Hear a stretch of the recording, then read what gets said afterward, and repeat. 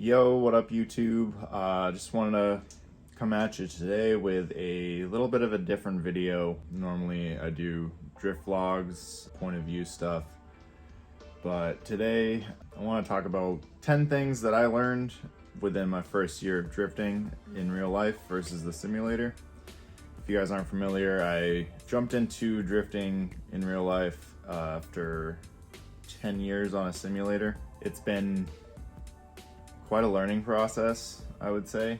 But yeah, let's get into 10 things that I've learned so far drifting in real life after like 25 days, after a year. So one thing I'll go over, I guess, is how my car was built on its first day. If you guys aren't familiar, you can go look at how I got my Z. I did make a video about that. All I needed on the first day was a drift switch, welded diff bushings, a diff brace. We got the little mini GK Tech lock kit, just the knuckle adapters, front camber arms, rear traction arms, and rear camber arms. We got SPC extended toe bolts, eccentric lockout for the camber and toe, and then we got oil cooler, 34 row oil cooler, and a power steering cooler. So that is kind of like the main things that I would recommend for just a basic build for a Z.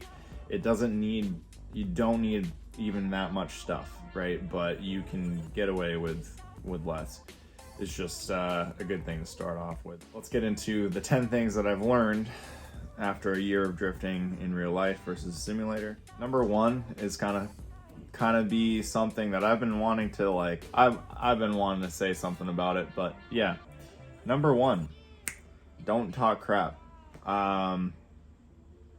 So you can imagine me talking shit, right? What? But yeah, I was talking crap. So on like my second drift day or whatever, I think it was last season, I was watching, all the A group guys out there, and I was just sitting under, the tree with some guys, and I was talking crap. I was like, there's a lot of good drivers out here, but there's some people that I probably would never drive with. Me not really knowing shit, so be careful what you say around people. I tend to be very honest, and I didn't mean anything by it. But yeah, there was a couple of beat up cars, that I said I wouldn't tandem with in the future. And, fast forward a couple months and I'm literally driving with these drivers, and I wanted them to tap my door, just don't talk shit, because you're gonna eventually be drifting with these people. And yeah, just don't cast shade. Just because someone's car is beat up, that doesn't mean anything. That doesn't mean they're a bad driver. That means they're pushing themselves. So pay mind to that. Don't talk crap about people's cars. It's just, word spreads. So just keep that in mind. And coming from a simulator going to real life, I think I was judging it just based off of what I saw, what the cars looked like. But man, like, those guys shred, and they're really good drivers. And I was able to drive with them. I learned a lot with driving with them. So just don't talk crap. Just don't do it.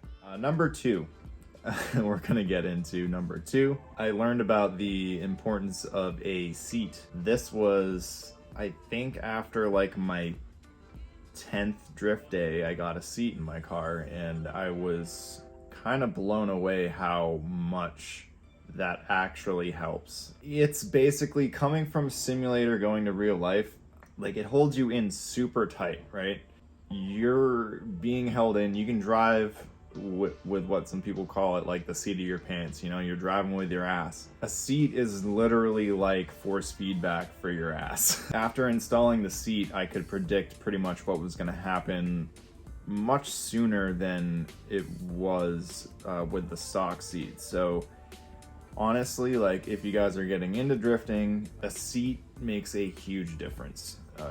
Really, you can feel pretty much everything that's happening with the car, I would recommend it. That should be one of your first mods that you do to the car. Number 3.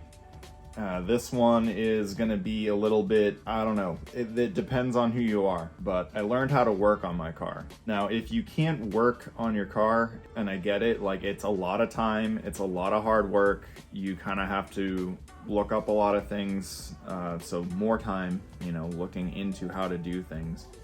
If you don't have time, if you don't have the space, if you don't have the tools to do things, be prepared to work really hard, work extra hours, save up some money, and in the end, it's gonna be a similar thing. You know, you're paying somebody else to work on the car. You're taking your time out of your day to work hours, you know, to make that money to get that done. It's similar, you know, as far as value wise. I like to work on my car in case something were to go wrong. I will know how to fix it. So I've tried to do everything on my car, except the only 2 things that I haven't done are the alignment and the stainless steel brake lines.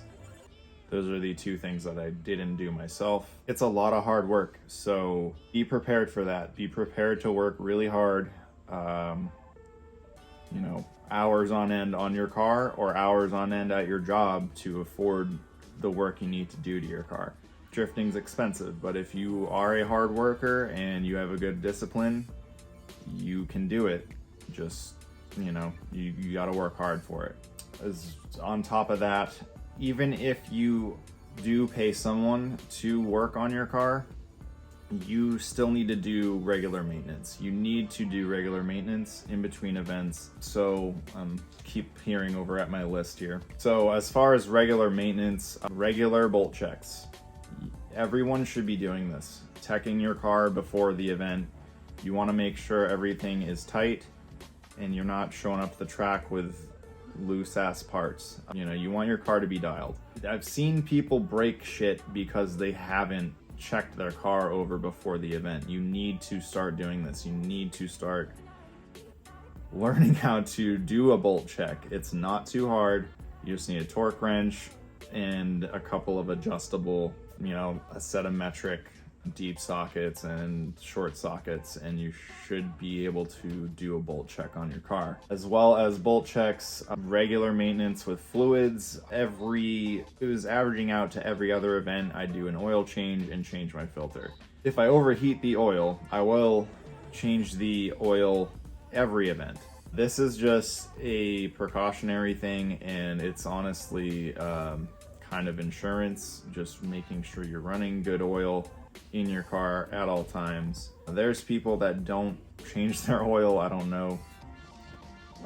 More power to you, but that's one thing that I do, and a lot of people do up in the Northeast. So along with like working on your car and like regular maintenance, I should be doing this more, but I did a diff change just before the season. I'm probably going to be doing multiple this season. I didn't change my diff fluid at all last season, or my transmission fluid.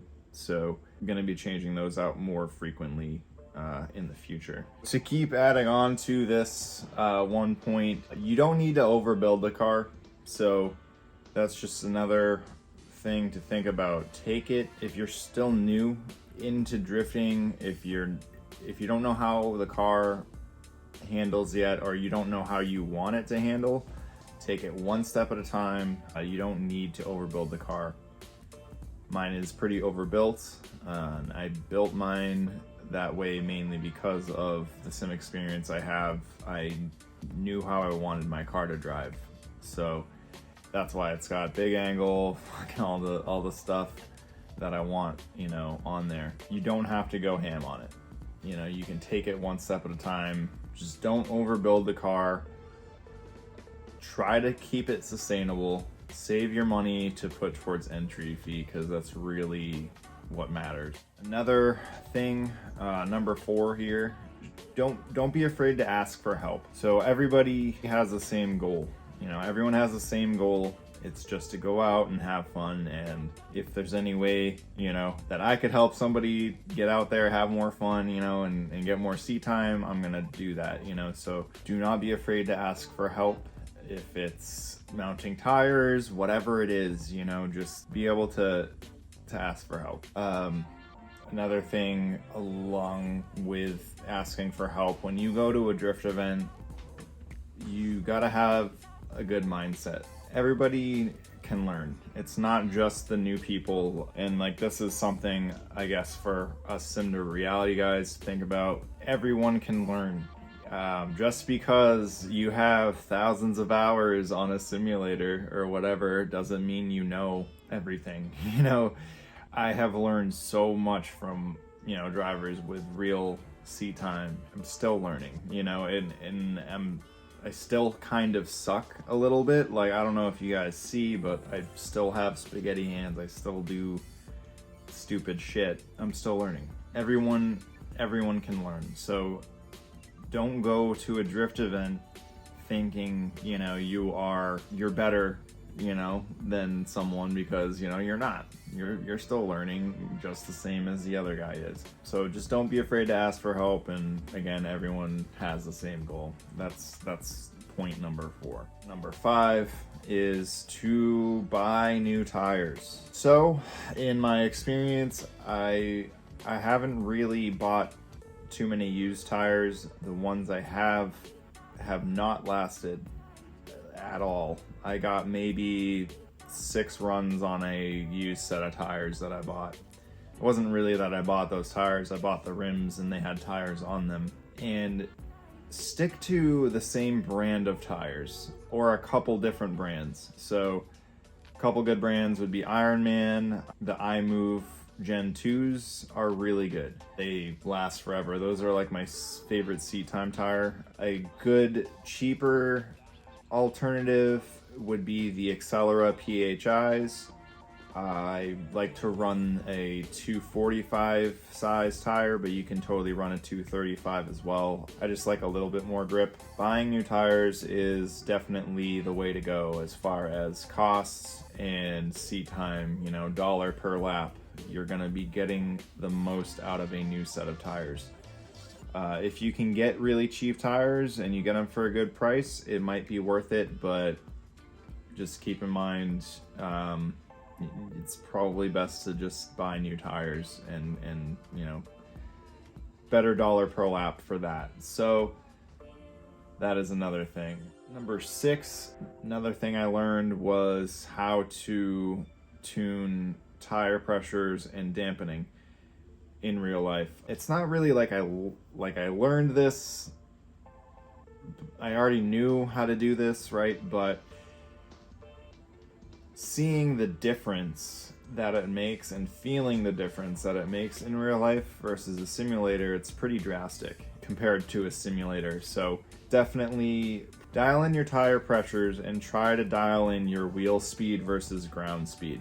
So if you have too much wheel speed, you're making a whole lot of smoke, you've got no grip, and you're wasting a whole lot of tire. What you need to do is try and air down to make the tires last longer.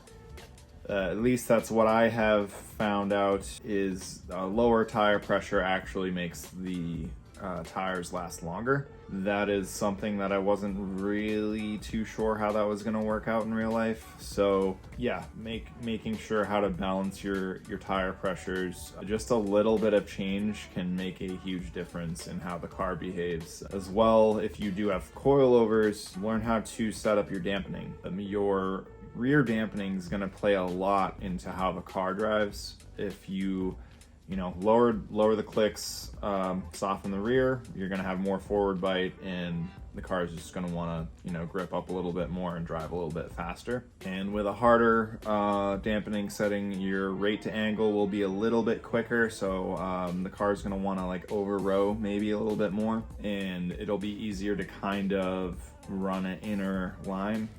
So in the front, you're gonna want it to be harder, much harder than the rear, because you're gonna want to have that front end slip a little bit. You're kind of setting up a car so it likes to understeer, because when you're on power, you want to be able to stay on power for as long as possible.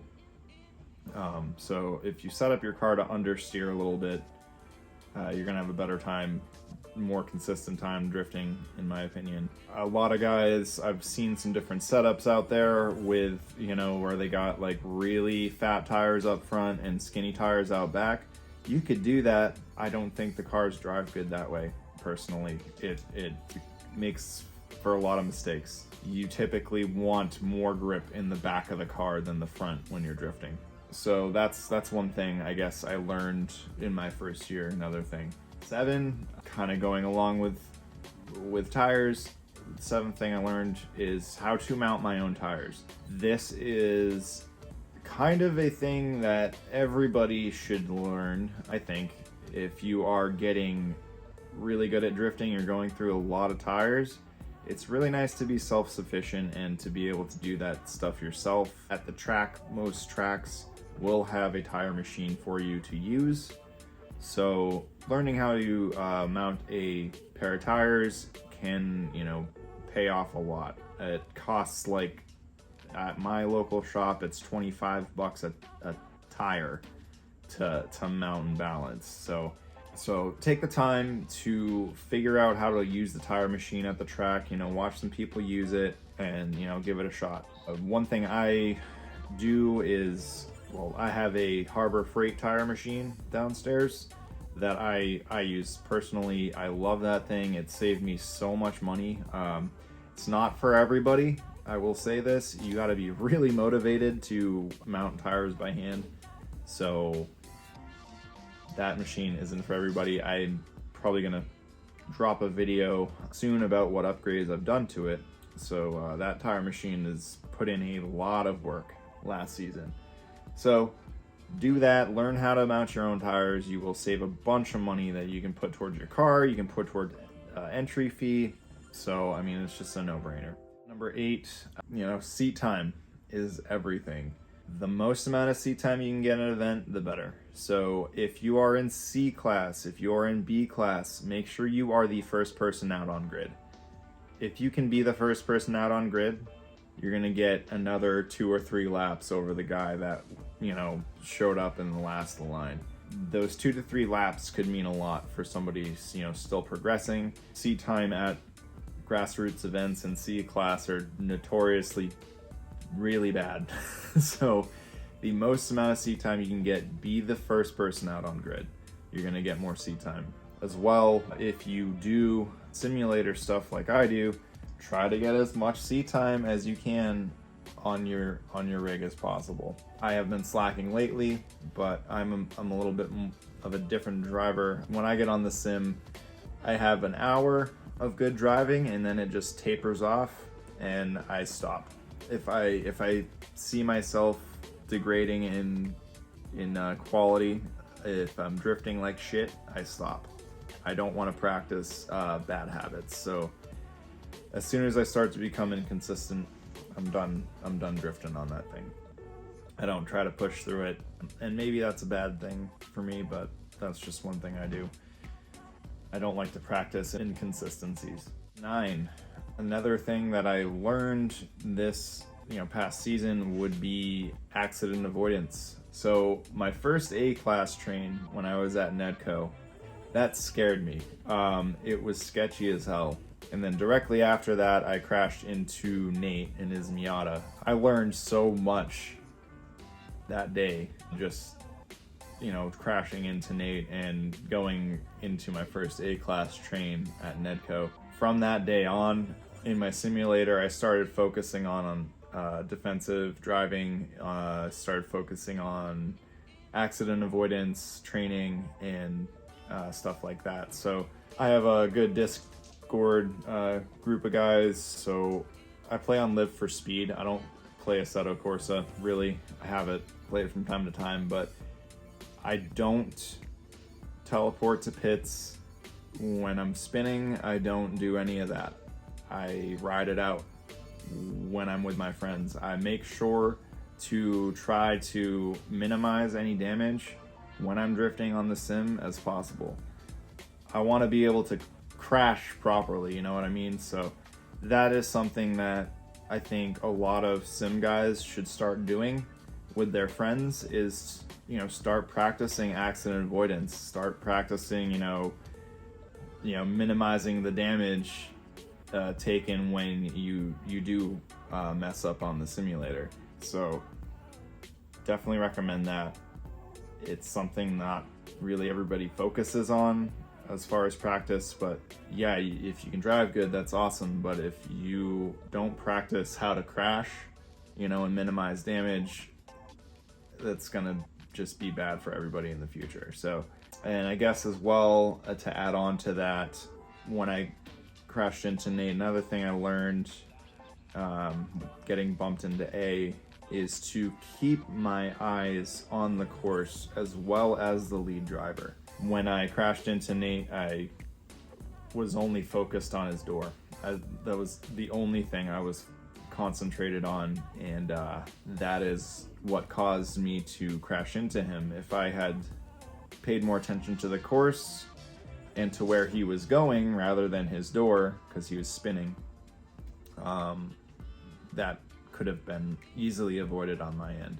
I don't really have, right now, I don't have a 10th point. I've been trying to write stuff down, but I guess off the top of my head, last thing that I learned drifting last year was probably to review my footage. I record every single run. If you can watch back your footage, dissect what you're doing at that time, what went wrong, all this stuff, it's just gonna set you up for success in the future. So I really recommend anyone that's drifting, anyone that's learning to drift, get a GoPro, put your phone on a mount, do something so you can reference your footage later. Your driving can improve a lot just from reviewing footage and, you know, figuring out why things happen.